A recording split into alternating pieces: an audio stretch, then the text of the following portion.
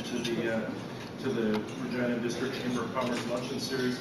It's great to see you all today, and I see lots of you around different functions over the course of the evening here with the Chamber, but kind of on hiatus, everybody's out enjoying the lake or whatever else it is that you do in the summertime. So thank you for coming here today to share lunch and fellowship and this time with us. On behalf of my board colleagues at the Chamber, it's my pleasure to introduce our speaker today. I'm pleased to present the Honourable John Duncan, who's the Minister of Aboriginal Affairs and Rural Development. John was raised in Crowsnest Pass, Kamloops, in North Vancouver, and he graduated from UBC with a Bachelor of Science in Forestry in 1972, and he began a career in the BC coastal forestry industry. John was first elected to the House of Commons in 1993, and in 2008 he became Parliamentary Secretary to the Minister of Indian and Northern Affairs and Rural Development, and in August 2010 he was appointed to that ministerial portfolio as the Minister of Indian Affairs and Northern Development, and the Federal Interlocutor for Métis and Non-Status Indians, and the Minister of the Canadian Women Development Agency. After being re-elected in 2011, John's appointment was continued as minister, but under the new title of Aboriginal Affairs and Development.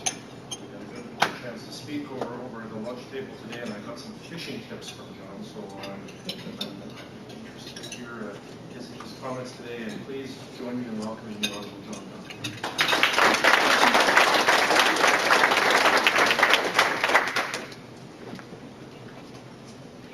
Well, thank you very much, Corey, and also had a good chat with my other table mates. Good afternoon, Chief Perry and Chief Lynn. Thank you for coming. I'm very pleased to be here, of course, in the land of the Saskatchewan Rough Riders, and I have no difficulty in declaring my allegiance to the BC Lions. I did go to the Western Final in that grandiose new stadium, or refurbished stadium in Vancouver. When it comes to hockey, I date back to the old 6-team league, and I was an unapologetic Habs fan, and I have trouble, leaving that behind, even when they play the Vancouver Canucks, who are my new team. But in any case, the Habs have fallen on hard times, and the Canucks they've now managed the incredible feat of losing 3 years in a row to the Stanley Cup winning team. And we need to change that in year 4. So we'll do it this year. I want to say how much Saskatchewan is starting to feel like home.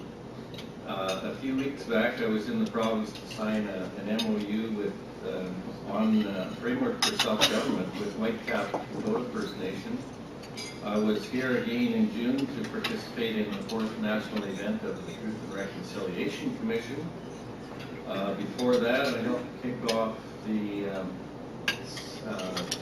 ceremony, the commemoration of the bicentennial of the War of 1812.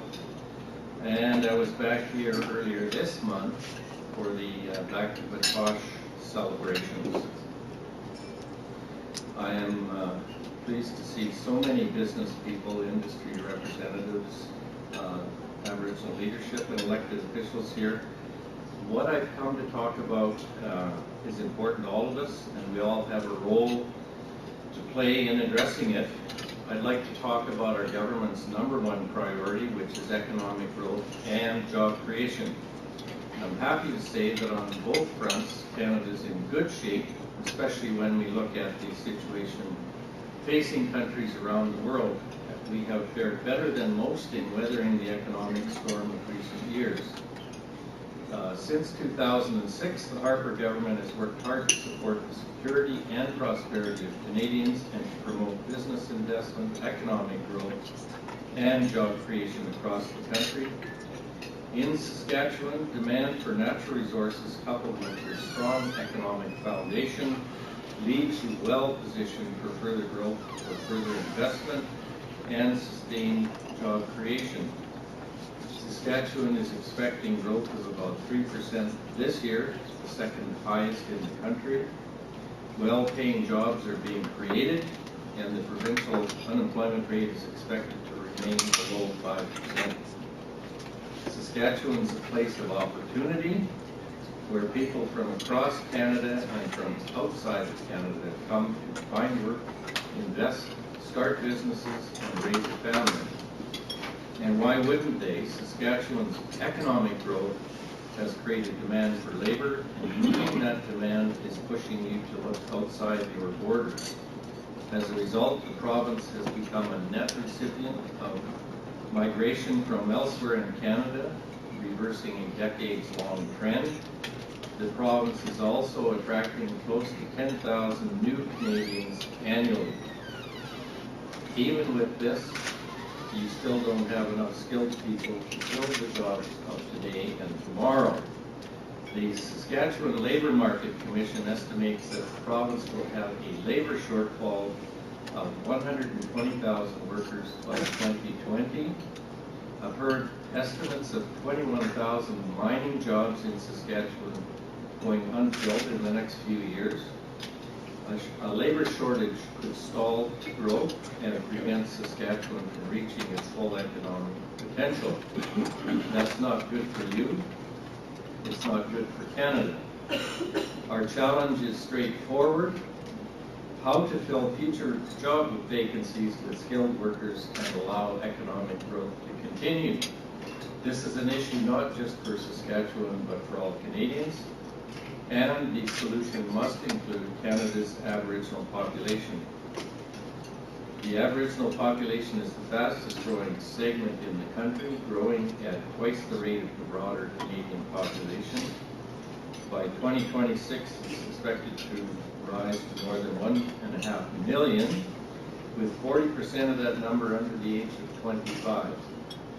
According to a recent Conference Board of Canada report, between 2001 and 2026, more than 600,000 young Aboriginal men and women will enter the Canadian labour market. In the next 5 years alone, some 155,000 Aboriginal people will reach working age. These numbers are obviously particularly relevant in Saskatchewan, as 15% of the population in your province is one of Canada's highest concentrations of Aboriginal people. Given the proximity of Aboriginal communities to resource development projects, they are ideally placed to contribute to and benefit from large economic projects. I know from speaking with private sector leaders in the province that there's a tremendous appetite for increasing Aboriginal participation in the labour market. One major Saskatchewan resource company executive told me recently that he sees the Aboriginal portion of his workforce as a competitive advantage. As a result, they are investing in training and apprenticeships in a major way.